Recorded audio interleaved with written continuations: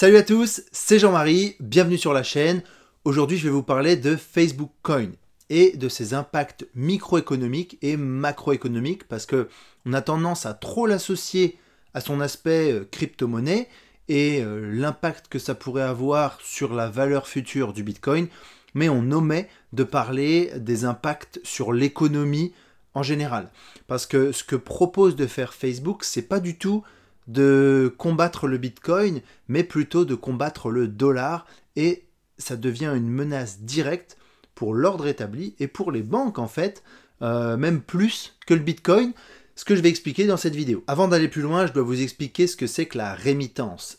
Souvent je dis que le Bitcoin c'est peu intéressant pour les pays développés, mais c'est très intéressant pour les pays sous-développés parce que le Bitcoin permet, grâce à un smartphone et une connexion Internet, de bancariser les personnes qui n'ont pas accès à des systèmes bancaires. Je pense à des gens qui sont en Afrique, des gens qui sont en Asie profonde, qui n'ont accès qu'à Internet, mais qui pourraient avoir accès à des smartphones pas chers et du coup une connexion Internet, une adresse Bitcoin, et ils peuvent être payés ou payer des choses sur Internet sans système bancaire.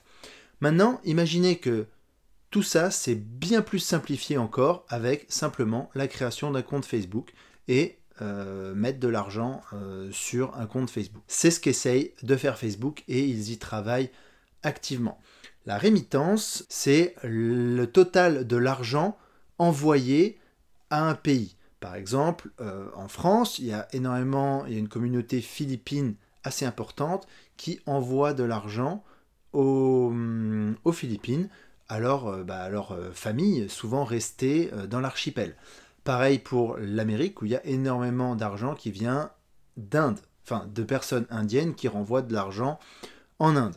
Et ça va jouer un rôle crucial dans la deuxième partie de la vidéo, vous allez le voir. Si on regarde de plus près, Facebook veut reproduire le modèle que WeChat a réussi à faire en Chine. Alors, en Chine, il n'y a quasiment qu'une seule application qui est utilisée, c'est WeChat. Ce qui se passe, c'est que les gens mettent leur argent fiat, donc leur monnaie locale, donc le yen, et le mettent dans l'application.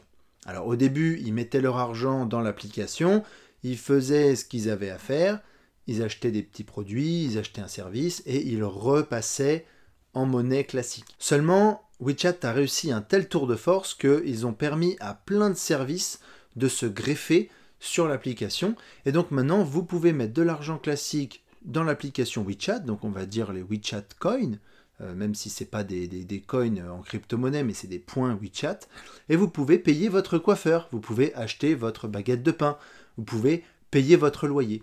Donc en gros ils ont créé une économie parallèle à la monnaie classique, et tout en restant dans l'application. Imaginez maintenant que Facebook arrive à faire la même chose avec le Facebook Coin. Et bien là, il concurrencerait directement le dollar. Comme je vous disais, donc, au point de vue des rémittances, l'Inde est le pays qui reçoit le plus de rémittances au monde. Je vais vous mettre un petit graphique. Et il est le numéro 1. Donc, WhatsApp est l'application la plus utilisée en Inde. Donc, logiquement, Facebook commence par vouloir lancer sa crypto-monnaie par WhatsApp et commence avec la version indienne de l'application. C'est très logique. WhatsApp en chiffres, c'est 1,5 milliard d'utilisateurs dans 180 pays, c'est 65 millions de messages par jour et c'est 29 millions de messages par minute. Donc c'est extraordinairement utilisé et le fait de commencer par WhatsApp, ça fait un sens particulier parce que c'est la première application utilisée en Inde.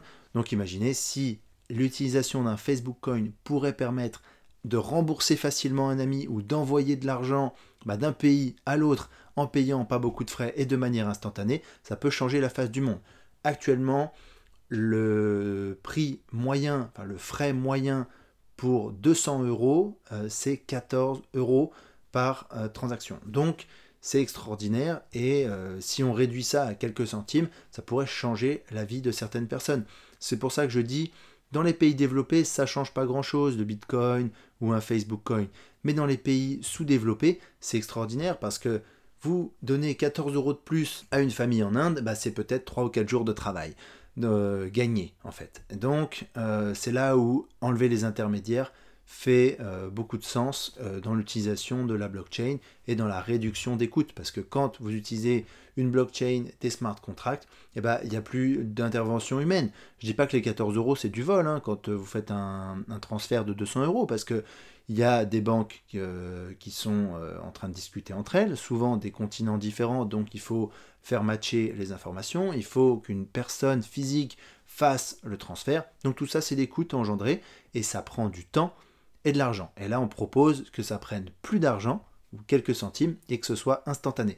Donc l'intérêt pour le monde entier est extraordinaire. Autre chose, imaginez maintenant que ça marche bien en Inde et qu'ils développent ça aux autres pays qui ont beaucoup de rémittances. L'Égypte, le Maroc, le Mexique, tous ces pays pourraient en bénéficier et être des utilisateurs fervents du service. Et maintenant, niveau 2, ou niveau 3 plutôt, on pense que Facebook est content et satisfait de ces tests, donc en Inde, au Mexique, au Maroc, etc. Et ils ouvrent les portes mondialement, donc c'est-à-dire il l'intègre à Instagram, il l'intègre à Facebook, il l'intègre à Messenger. Donc avec WhatsApp, on a vraiment une entité qui couvre à peu près, si on combine le nombre d'utilisateurs, entre 4 et 5 milliards, je pense. Il y aurait des doublons, bien évidemment, mais ce serait une grande partie de la population. Et il suffirait même de dire à quelqu'un, bah, crée-toi un compte Facebook, tout se fait automatiquement, plutôt que de dire à quelqu'un, bah, crée-toi une adresse Ethereum ou crée-toi une adresse Bitcoin.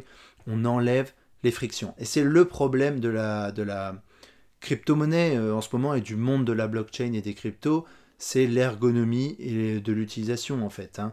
Actuellement, c'est encore un petit peu dur. On a Coinbase qui fait énormément d'efforts et qui drive cet effort, mais c'est pas suffisant. Il y a encore une grosse barrière.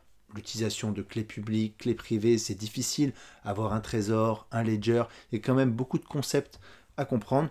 Nouveau pour la plupart des gens, et les gens ne sont même pas formés. Il y a très très peu d'écoles qui ont des filières blockchain, donc tout le monde se forme un petit peu sur le tas. Il y a pas mal d'idées reçues d'un côté, de personnes qui apprennent parce qu'un tel leur a expliqué, mais on est encore loin de l'adoption de masse.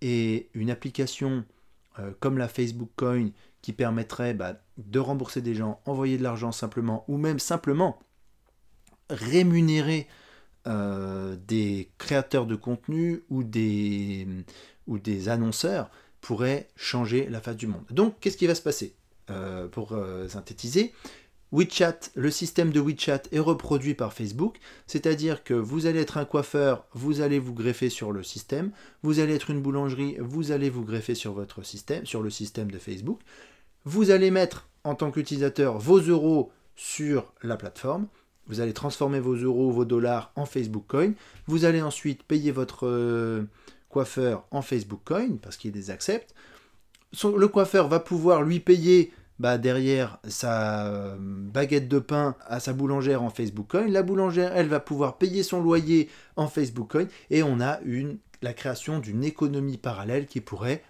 faire mourir le dollar en fait, parce qu'une fois que vous pouvez utiliser votre argent, votre Facebook Coin, si elles ont une valeur aux yeux des gens, eh bien, c'est une économie parallèle. C'est quoi l'argent au final? Ça n'est que du papier, c'est une valeur qu'on lui donne parce qu'on lui donne cette valeur, nous, en tant qu'humains. Si on décide de payer en petits cailloux, mais que c'est accepté partout, vous allez dire, ok, j'accepte de prendre les petits cailloux parce que je vais pouvoir payer derrière mon loyer en petits cailloux. Et ça pourrait être une menace, même pas pour le Bitcoin, mais plus pour le dollar en fait. Bien évidemment, ça induit de plus en plus l'usage des crypto-monnaies. Derrière, on peut imaginer que le Facebook Coin serait transférable vers du Bitcoin, et donc, naturellement, le Bitcoin pourrait bénéficier massivement de cette avancée technologique, tout simplement. Et si un gros comme Facebook s'intéresse à ça, c'est bien évidemment qu'on est dans la bonne voie. Si on a des plateformes comme Microsoft et Amazon qui proposent des services managés de blockchain, c'est qu'on est dans la bonne voie. Le jour où Amazon propose son Amazon Coin, parce qu'un jour peut-être qu'elle va devoir le faire, eh bien on aura du YouTube Coin pour rémunérer ses créateurs de contenu préférés et on verra foisonner toute une économie parallèle. Et peut-être bien que le dollar ou l'euro sont menacés. Dites-moi ce que vous en pensez dans les commentaires. Et bien évidemment, merci de me regarder. Si vous voulez aller plus loin, allez sur jmdurando.fr. Je peux venir dans votre entreprise parler des concepts et des enjeux économiques et sociaux de la blockchain. Et si vous êtes plutôt d'humeur d'un lecteur, eh bien vous pouvez acheter notre livre que j'ai coécrit avec mon associé, qui est Vive des crypto-monnaies, et qui est disponible sur Amazon. Il y a le lien en description. En attendant, pensez à mettre un like ou à partager. C'est vraiment la monnaie actuelle sur YouTube ou Facebook ou les autres plateformes. Ça nous aide à être référencés et à partager notre message. En attendant, je vous dis à la prochaine vidéo. Ciao, ciao.